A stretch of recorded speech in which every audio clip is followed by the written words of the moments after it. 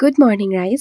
যোৱাকালিৰ পৰা মৃগাংকদা যিহেতু 4 দিনলৈ নাথাকিব, গতিকে আমাক সময়মতে প্ৰেক্টিছবোৰ কৰি থাকিবলৈ কৈ থৈ গৈছে। ভিডিঅ' আৰু ফটোৰ জৰিয়তে তেওঁক দেখাই থাকিবলৈ কৈছে। চ' আজি আপোনালোককো দেখাওঁ বলক আমি ৰাতিপুৱাৰ পৰা কি প্ৰেক্টিছ কৰোঁ। আজিৰ পৰা ছাৰ নাই যে, সেইকাৰণে আমি ইটোৱে সিটোৰ ছাৰ হৈছে, যাৰ কাৰণে চিঞৰ বাখৰো অলপ বেছি হৈছে। আমাক চাই থকাখিনিয়ে কৈছে, মাষ্টৰ বেছি হৈছে নেকি আজি?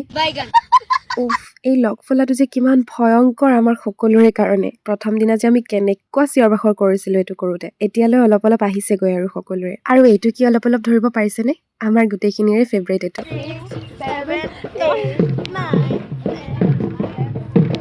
বেকগ্ৰাউণ্ডত ঢোলৰ শব্দ শুনিলেনে?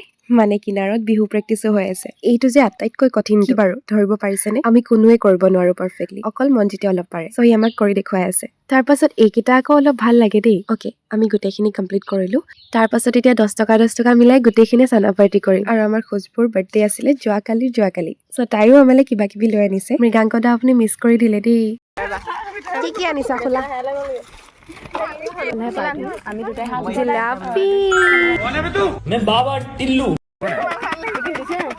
বাৰু এতিয়া ভাগ কৰিব লাগে। আমাৰ ইলুৰাবাই ভাগ কৰিলে আৰু এয়া বিলনীয়াই সেৱা কৰিছে দেই।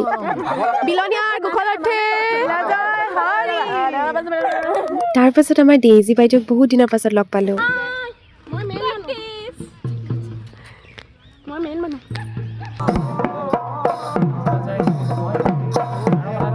তাৰ পাছত অকণমান বিহু প্ৰেক্টিচ চালো আৰু মই ঘৰলৈ উভতিলো।